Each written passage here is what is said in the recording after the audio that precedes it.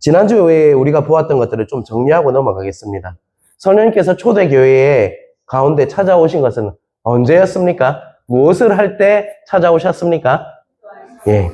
그들이 모여서 120명의 성도들이 모여서 기도할 때 찾아왔다는 것입니다. 성령님은 항상 우리가 기도할 때 임하십니다. 그래서 꼭 기억하시길 바랍니다. 그래서 여러분이 기도하는 자리를 사모하셔야 합니다. 기도할 때 성령으로 임하셔서 우리를 회복시키시고 치유한다는 것이죠. 기도의 자리를 사모할 때 그런 일이 일어날 수 있다는 것이죠. 또 성령님은 어떤 모습으로 임했냐? 첫 번째는요, 바로 급하고 강한 바람의 모습으로 임했다는 것이죠. 이 바람은 성령의 임재를 말한다라고 했죠. 그렇죠? 그런데 이 급하고 강한 바람은 어떤 이미지입니까? 급하고 강하다 이 말은요, 바로 급하고 강한 바람 앞에 사람이 어떻게 됩니까? 굴복하게 되어 있다는 것이죠. 사람들이 그 급하고 강한 바람 앞에 무릎을 꿇고 비로소 그때 하나님이 오셨구나라는 것을 알고 그 임재에 의해서 찾아오셨을 때 무릎 꿇고 비로소 기도한 사람들은 엎드려지고 정말 무릎 꿇게 되어 있다는 것입니다. 또한 어떤 모습으로 또 오셨다고 하셨습니까? 성령님께서 뭐로 어떤 모습이요? 불의 혀의 모습으로 오셨죠. 정말 불의 혀의 모습으로 왜 오셨냐? 바로 제자들 마음속에 여전히 세상을 향한 헛된 동경과 헛된 야망들이 있었습니다. 그리고 연약함이 있었죠. 그 불의 혀로 임하셔서 그 헛된 것들을 어떻게 해주셨습니까? 다 태워주셨다는 것입니다. 이 모든 것을 불이신 성령님께서 태워주셨다는 것입니다. 쉬운 말로 하면 우리 한 사람 한 사람에게 불덩어리가 되게 하시는 은혜가 무엇이 임할 때 있다는 것입니까? 성령님이 임하실 때 우리는 모두 불덩어리가 될 수 있다는 것이죠. 바로 성령님께서 그 정말 듣는 사람들에게 불태워 주심으로 해서 각자가 불덩어리가 되고 또 그 불덩어리를 경험한 사람이 정말 그 불로 말을 하면 어떻게 됩니까? 다른 사람도 불덩어리가 되는 역사가 일어난다는 것이죠. 그래서 지난주에 우리가 이야기했죠. 바로 예수를 증언하는 입, 바로 증언하는 입을 열어주시고 바로 기도의 입을 열어주시고 믿음의 입을 열어주시고 감사와 사랑의 입을 열어주시는 분이 누구라는 겁니까? 바로 성령 하나님이 임하시면 그런 일이 일어난다라고 분명히 말씀해 드렸습니다. 그 말씀을 기억하시고 오늘 5절부터 우리가 보기를 원합니다. 4절에서 7절을 한번 같이 읽어보겠습니다. 4절입니다. 그들이 다 성령의 충만함을 받고 성령이 말하게 하심을 따라 다른 언어들로 말하기를 시작하니라. 그때 경건한 유대인들이 천하 각국으로부터 와서 예루살렘에 머물러 있더니 이 소리가 나매 큰 무리가 모여 각각 자기의 방언으로 제자들이 말하는 것을 듣고 소동하여 다 놀라 신기하게 여겨 이르되 보라 이 말하는 사람들이 다 갈릴리 사람이 아니냐라고 이렇게 말씀했어요. 유다가 망했죠. 어디에 망하냐면 바벨론에 망했어요.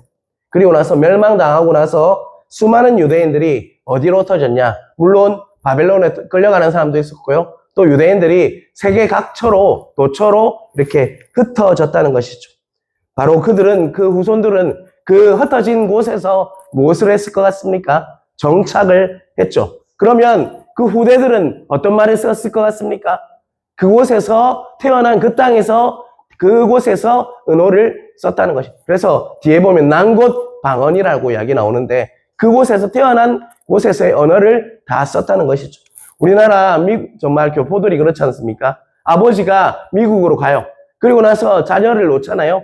그곳에 있는 아이들은 어떤 말을 쓰게 됩니까? 한국어보다는 더욱더 어떤 말을 씁니까? 미국어가 더 능통하다는 것이죠. 그런 일이 일어났다는 것이죠. 그런 가운데 5절에 보면 어떤 사람이냐? 경건한 유대인들이 천하 각국으로부터 와서 예루살렘에 머물러 있더니 라는 말씀이 있어요. 경건한 유대인들, 그 중에 경건한 유대인들이 무엇을 시기 위해서 왔냐? 자, 성령님이 언제 임했다고 했습니까? 지난주에요. 어떤 때 임했다고 하셨습니까? 오순절 때 임했다고 했죠. 그 의미도 제가 설명을 드렸어요. 정말 오순절 때 임했는데 그때 누가 찾아왔다는 것입니까? 그 교포들이 정말 흩어진 디아스포라 유대인들이 어디로 찾아왔다는 거예요? 오순절을 쉬기 위해서 바로 예루살렘으로 와서 머물러 있었다는 것입니다. 그들이 자신의 제자들이 예루살렘에서 그런데 6절 한번 띄워주시겠어요? 6절 띄워주세요. 이 소리가 남에 큰 무리가 모여 각각 자기 방언으로 제자들이 말하는 것도 듣고 소동했다라고 이야기하고 있어요. 여기서 방언은요, 지금 여러분이 생각하는 방언이 아니에요. 난곳 방언이란 말은 자신이 태어났던 그 로컬, 정말 그들이 태어났던 곳의 언어를 말하는 거예요. 그런데 제자들이 지금 어떤 말을 하고 있다는 것입니까? 자기들이 태어났던 미국에서 했던 그 언어를 미국 말로 그들이 이야기를 하고 있다는. 그러니까 그 정말 언어가 정말 능숙지 않았던 그 사람들이 어떻게 됩니까? 그 언어를 다 알아듣게 되었다는 것입니다. 그들이 예루살렘에 다른 언어로 말하는 것을 듣자 소동이 일어났다라고 얘기하고. 7절 한번 띄워주시겠어요? 다 놀라, 같이 읽겠습니다. 다 놀라 신기하게 여겨 이르되 보라, 이 말하는 사람들이 다 갈릴리 사람이 아니냐. 지금 어디 사람이라고 얘기하고 있죠? 갈릴리 사람이 아니냐. 자기가 들었기에는 좀 미국에 흩어져 있는 사람들도 있고 정말 유럽에 흩어져 있는 사람들도 있어요. 불가리아, 포르투갈, 정말 영국, 수많은 나라에 흩어져 있는 사람들이 다 알아듣게 되었다는. 그런데 이 사람들은 어디 사람이란 말입니까? 갈릴리 사람이다라고. 그 당시 갈릴리 사람은요, 바로 가진 것, 배운 것이 없는 아주 무식한 사람들을 대명사가 바로 갈릴리 사람이에요. 그런데 그들이 지금 난곳방언, 자신들이 태어났던 그 언어로 그들이 말을 하고 있다는 것입니다. 그래서 다 들린다는 거예요. 그러다 보니까 어떤 일이 일어났다는 것입니다. 소동이 일어났다라고 이야기하고 있죠. 8절 같이 읽겠습니다. 같이 읽겠습니다. 우리 각 사람이 난곳방언으로 듣게 되는 일이 어찌됨이냐. 디아스포라 유대인들이요, 흩어졌던 그 유대인들이요, 이제 소동을 벌인 것은 무엇 때문입니까? 바로 자기들이 난 곳의 방언, 그 언어로, 태어난 곳의 언어로 그들이 정말 바로 갈릴리 사람들이, 제자들이 지금 뭐 하고 있다는 것입니까? 자신이 알아들을 수 있는 말로 다 지금 이야기를 하고 있다는 것입니다. 그러니까 난리가 난 거예요. 소동이 일어난 것이죠. 그곳에 모여있던 디아스포라 유대인들은요, 특정 지역 한 곳에서 온 사람들이 아니었어요. 9절에서 11절에 보면요, 각국에서 왔어요. 중동, 아프리카, 유럽 등 무려 16개국 지역에서 온 사람들이 바로 그곳에 온 사람들이었어요. 수많은 나라, 지역에 있는 사람들이 왔는데 다 그 말로 정말 그 갈릴리 사람들이, 그 제자들이 말을 하고 있으니까 소동이 일어났다는 것입니다. 11절 띄워주세요. 11절 같이 읽겠습니다. 우리가 다 우리의 각 언어로 하나님의 큰 일을 말함을 듣는도다. 11절 끝에 보면 우리 각 사람의 언어로 하나님의 큰 일을 우리가 듣고 있다라고 이야기하고 있죠. 그래서 그들은 다 놀라서 정말 당황하고 또 조롱하는 사람도 있었다라고 12절, 13절은 우리에게 말씀하고 있다는 것입니다. 자, 여러분, 이 말씀을 보면서 우리는 한 가지 물음이 있어야 돼요. 왜 성령님께서 임하셨을 때 새로운 언어를 주셨는데 그들이 왜 이런 일이 일어나는지 우리는 알아야 돼요. 왜 성령님께서는 이런 일을 허락하셨는지 우리는 묵상을 해야 한다는 것입니다. 이 말씀은요, 창세기 11장과 아주 연관이 있어요. 창세기 11장 1절에서 4절 같이 읽겠습니다. 온 땅에 언어가 하나요, 말이 하나였더라. 이에 그들이 동방으로 옮기다가 신할 평지를 만나 거기 거류하며 서로 말하자 벽돌을 만들어 견고히 굽자 하고, 벽돌로 돌을 대신하여 역청으로 진역을 대신하고, 또 말하되 자 성읍과 탑을 건설하여 그 탑 꼭대기를 하늘에 닿게 하여 우리 이름을 내고 온 지면에 흩어짐을 면하자. 자, 창세기 11장은 어떤 사건이 일어난 이야기입니까? 어떤 사건이죠? 바벨탑 사건이죠. 바벨탑을 쌓는 장면이 지금 일어나고 있어요. 그런데 4절 끝에 보면 지금 뭐라고 해요? 중간에 보면 성읍과 탑을 건설하여 그 탑 꼭대기를 하늘에 닿게 하여 라고 이야기를 하고 있어요. 자, 자신이 탑을 쌓아서 어디에 닿게 하겠다는 겁니까? 하늘 꼭대기에 닿겠다. 이거는 높은 건축물을 짓겠다는 그런 이야기를 넘어서는 이야기예요. 피조물인 인간이요, 바로 창조주인 하나님의 영역에 스스로 뭐 하려고 하는 겁니까? 도달하기 위해서 극도의 교만을 가지는 겁니다. 하나님을 의지하지 않고요, 인간의 기술과 능력으로만 정말 하나님의 경지에 오를 수 있다. 이 말을 두 자로 여기면 뭘까요? 교만의 교만. 그들이 교만해져가지고 자신이 하나님 도움 없이도 우리는 한 나라를 구축할 수 있다 했던 사건이 바로 바벨탑 사건이에요. 4절 끝에 보면요, 하늘색으로 뭐라 되겠습니까? 우리 이름을 내고 온 지면에 흩어짐을 면하자 하였더니, 노아 홍수거 사건이 있었어요. 그 이후에 하나님께서는 이렇게 말씀했습니다. 인류에게 생육하고 번성하여 땅에 충만하라 라고 이렇게 말씀하셨어요. 이 말은 널리 퍼져라, 땅에 퍼져라 라는 뜻이에요. 흩어져라는 것이죠. 너희들이 이제 정말 생육하고 번성해서 멀리 퍼져서 너희들 백성들을 더 많이 생산해서 정말 흩어져서 생활해라 라는 말씀이었습니다. 근데 바벨탑 사건은 어떤 말입니까? 온 지면에 흩어짐을 면하고자 했더니 그 하나님의 정말 말씀을 뭐 하는 겁니까? 그대로 하는 겁니까? 거역하고 불순종하는 사건이 바로 바벨탑 사건이라고 할 수 있어요. 하나님께서는 그것을 보시고 어떻게 하셨습니까? 그것을 보시고 그 계획을 무너뜨렸어요. 어떤 방법을 쓰셨습니까? 어떤 방법으로 쓰셨죠? 언어를 하나가 아니라 2절에 보면 분명히 뭐라고 하고 있어요? 1절에 보면 온 땅의 언어가 하나였다라고 하고 있죠. 그런데 하나님께서 그 바벨탑 사건으로 언어를 어떻게 하셨습니까? 흩어버렸다는 것입니다. 혼합해버렸다는 것입니다. 언어를 혼잡하게 하셨어요. 그래서 지금 한국말도 있고 미국말도 있고 다른 여러 가지 말들이 있게 되었다는 것입니다. 이제는 언어가 다 언어가 달라지니까 바벨탑을 쌓는 것을 그만뒀고요. 또 어떻게 됐을 것 같습니까? 각기 흩어지기 시작했다는 것입니다. 언어가 같은 사람들끼리 모여서 살게 되었다는 것입니다. 인간의 욕심과 교만 때문에 인간의 언어는 어떻게 됐습니까? 하나가 아니라 혼잡하게 되었다는 것입니다. 그래서 사람들과 사람 사이에는 뭐가 생기기 시작했을까요? 벽이 생기기 시작했다는 것입니다. 어느 누구도 깨뜨릴 수 없는 장애물이 사람과 사람 사이에 생기기 시작했죠. 하나 되지 않게 만들었다는 것입니다. 그 바벨탑 사건으로 하나 되지 못하게 되었어요. 저 장애물이 다 있어요. 그래서 정말 연합하기보다는 서로 흩어지려 한다는 것입니다. 그것이 바벨탑의 저주라고 할 수 있습니다. 그런데 오늘 사도행전 2장은요, 그 바벨탑의 저주를 어떻게 하고 있습니까? 다 깨어버리고 있다는 것입니다. 여러분, 예수 그리스도께서 정말 십자가의 죽으심과 부활로 인해서 그분은 승천하셨죠. 그리고 그로 인해서 그분은 어떻게 되셨습니까? 우리의 뭐가 되셨습니까? 바로 만왕의 왕이요, 주의 주가 되셨죠. 그것을 믿으십니까? 그것을 믿으십니까, 여러분? 그 주님이 또 무엇을 보내주셨습니까? 이 땅에 무엇을 보내주셨습니까?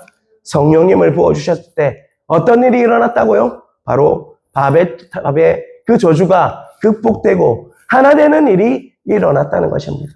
그래서 그들은 언어가 달랐지만 다 어떻게 됐다는 것입니까? 난곳방언으로 다 듣게 된, 언어가 혼잡되었다가 다시 하나 되는 일이 일어났다는 것입니다. 여러분, 이 사건은 아주 중요한 사건이에요. 원래는 다 나뉘어졌어요. 사람들과의 사람 사이에 벽이 있었어요. 그런데 성령님이 오심으로 인해서 우리가 뭐 될 수 있게 됐다는 것입니까? 하나 될 수 있게 만드신 것이 바로 성령의 강림입니다. 이것은 앞으로 사도행전이 어떻게 진행되는지를 우리에게 잘 가르쳐주고 있어요. 이게 펼쳐지는 그 교회가 뭡니까? 초대교회예요. 하나됨, 모든 나라들이 하나 되어서 그 교회를 중심으로 하나 되는 것이 초대교회의 정말 모습이라는 것입니다. 온 세계를 품는 곳이 바로 초대교회였어요. 정말 하나 되는 공동체가 뭐라는 것입니까? 교회라는 곳이라는 것입니다. 여러분, 사랑하는 성도 여러분, 이 말씀을 우리에게 적용하면요, 이제 성령님이 역사하실 때 어떤 일이 일어나야 합니까, 여러분? 어떤 일이 일어나야 할 것 같습니까? 서로 짝짝 갈라져야 됩니까? 아니면 하나 되어야 됩니까?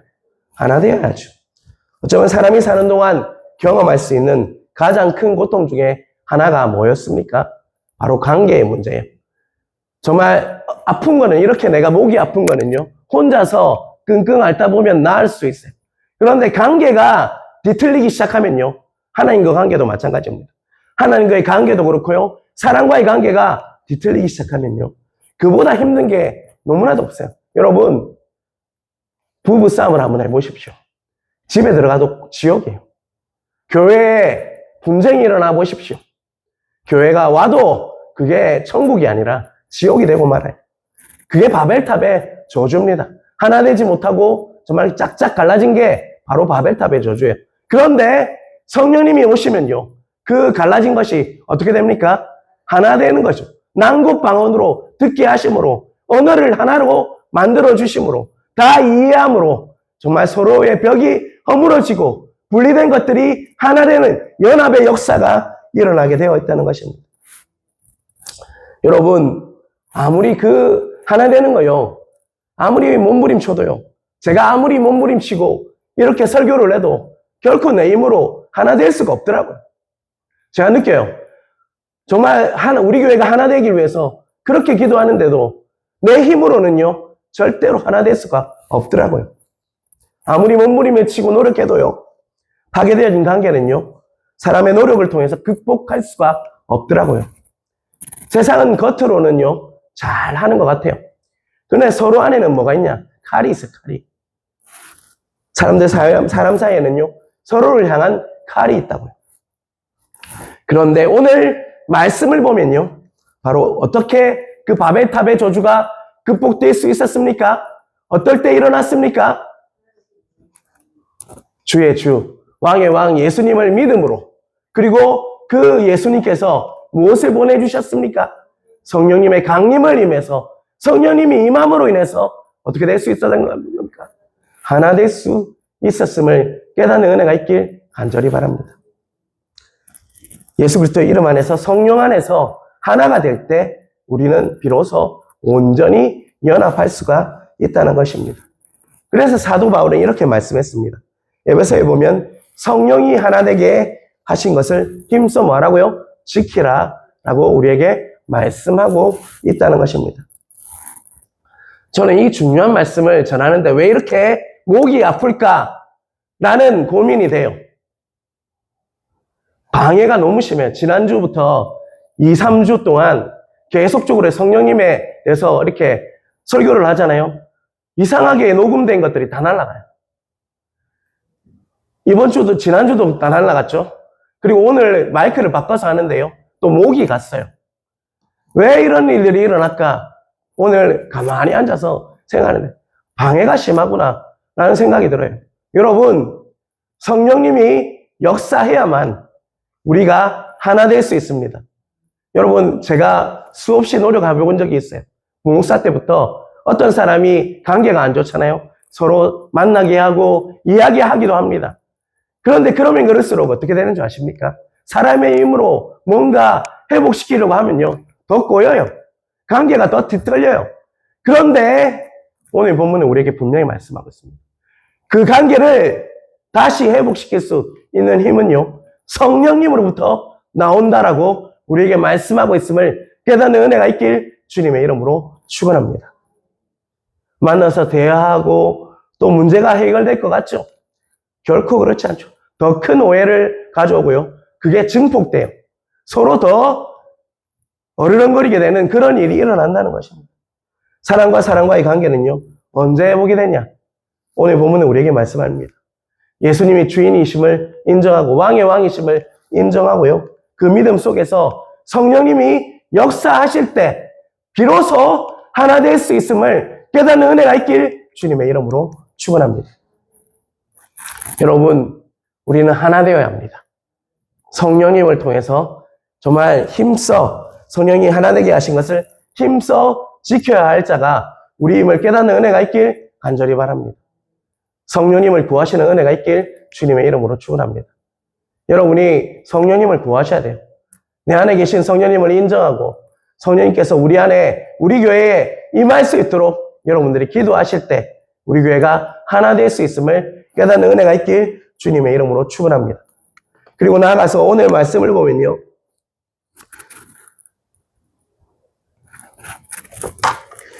이제 흩어졌던 천하 각국에서 모였던 사람들이요. 성령 충만하여서 이제 난곳 방언으로 그들이 다 듣게 되었잖아요.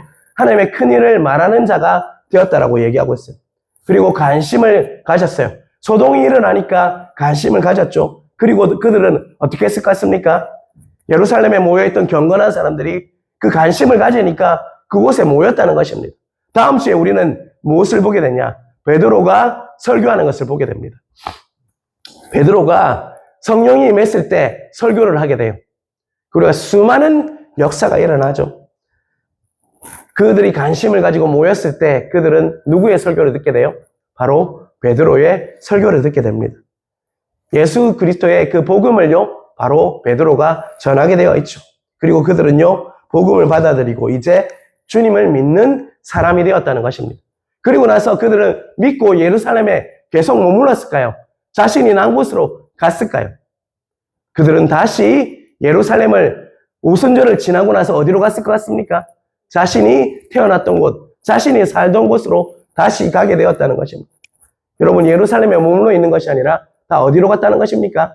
자신이 태어났던 곳으로 가게 되었다는 것입니다. 그래서 어떤 일이 일어났을까요? 여러분, 그곳에서 복음이 전달되었다는 것입니다. 자, 여러분, 로마서를 보면 바울은요, 로마에 한 번도 간 적이 없어요. 로마서 편지를 보면 바울이 로마에 가고 싶다 하지만 한 번도 간 적이 없어요. 그런데 로마에 뭐가 있었습니까? 교회가 세워져 있었다는 것입니다. 여러분, 어떻게 교회가 세워질 수 있었을까요? 많은 학자들은 이 오순절 사건 때 왔던 경건한 유대인 중에 한 명이 복음을 듣고 감동을 받아서 어디로 갔을 것 같습니까? 로마로 건너가서 복음을 전했다는 것입니다. 그 복음이 전해지니까 어떤 일이 일어났을까요? 복음은요, 확장하는 그 확장성이 있어요. 복음이 전해지니까 로마에 예수 믿는 사람들이 정말 나타나게 되었다는 것입니다. 그러다 보니까 믿는 사람들이 어떻게 했을 것 같습니까? 교회를 세우게 되었다는 것입니다. 그들은 정말 복음의 전달자가 되었다는 것입니다. 저는 이 말씀을 전하면서도 이런 꿈이 있어요. 여러분이 성령님으로 인해서 복음을 듣고요. 여러분, 여기 계속 머물러 있을 거 아니잖아요. 어디로 가십니까, 여러분? 복음을 듣고 나서 어디로 갑니까? 각자 집으로 가요. 또 각자 일터로 가요. 가정으로 가요. 그 복음을 들은 여러분들이 어떻게 합니까? 복음을 전하고 그 가정과 일터와 이웃들에게 무엇을 전합니까? 복음을 전하는 일이 일어났다는 것입니다. 그거는 복음의 확장성이 있기 때문에 그런 일이 일어나게 되어 있다는 것입니다. 자, 여러분이 각자 자신의 가정과 일터와 이웃에게 복음을 전하면요, 정말 이 견고한 청도 땅이 어떻게 변할 것 같습니까? 로마의 교회가 세워진 것 같이 바로 청도 땅에도 견고하기 짝이 없는 정말 많은 것들이 방해가 있는 이 청도 땅에도 어떤 일이 일어날 것 같습니까? 복음이 편만하게 전해지는 역사가 일어나게 되어 있다는 것입니다. 여러분, 성령이 왜 오셨습니까? 교회를 통해서 복음이 전달되기 위해서 정말 성령님을 보내주신 거예요. 그 복음을 통해서 다른 나라들이 예수님을 믿고 우리나라까지 예수를 믿는 일은 성령님의 역사로 가능케 되었다는 것을 깨닫는 은혜가 있길 간절히 바랍니다. 불신의 벽이 있을지라도 또 성령님은요, 뭐 되게 한다고 했습니까? 벽이 있을지라도, 서로 간에 벽이 있을지라도 하나 되게 하시고 또 복음을 전달하는 기능을 하는 것이 바로 성령님의 편만함이다. 성령님의 전달력이다. 성령님이 임하시면 그런 일이 일어난다는 것을 깨닫는 은혜가 있길 주님의 이름으로 축원합니다.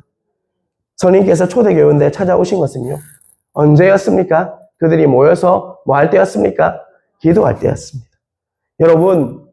여러분들도 항상 기도의 자리를 사모하시는 은혜가 있길 주님의 이름으로 축원합니다. 여러분, 기도 자리에 있을 때 성령님을 깊이 만날 수 있어요.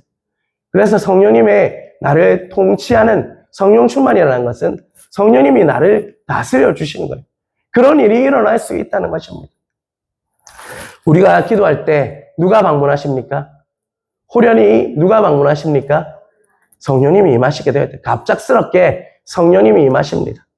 또 우리의 한 사람이 한 사람이 성령님으로 인해서 새롭게 되는 역사가 일어난다는 것입니다.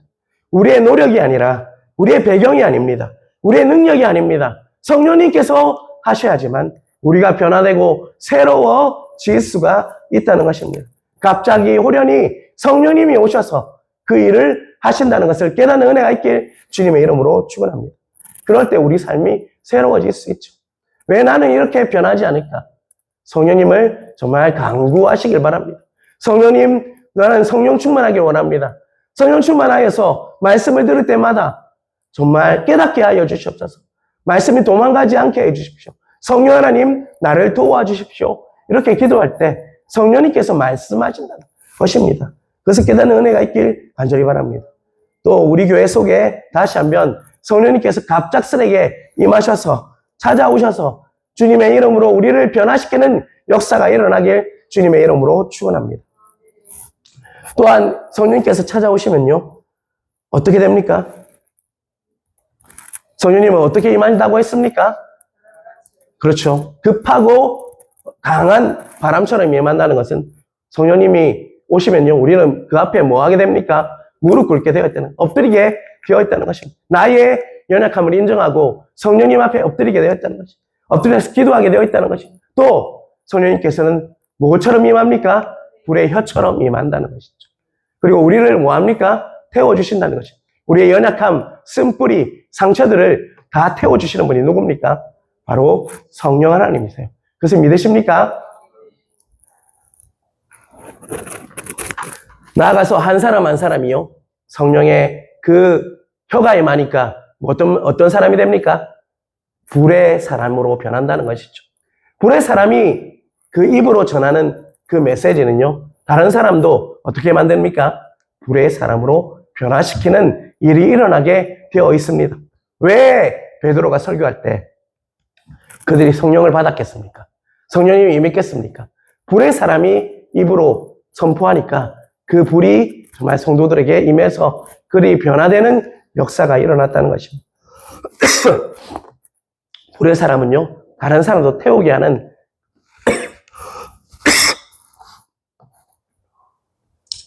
다른 사람도 불의 사람이 되도록 만들어주는 은혜가 있다는 것입니다.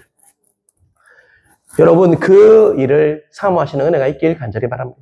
오늘 본문은 또 그 성령님이 임하시면 우리가 뭐 되게 한다고 했습니까? 하나 되게 한다라고 말씀을 하고 있어요. 사람의 관계는 우리의 힘으로 하려고 하면 더 꼬입니다. 마치 실타래를 우리가 막 이렇게 풀려고 하다 보면 어떻게 돼요? 더 엉키고 실타리가 꼬이죠.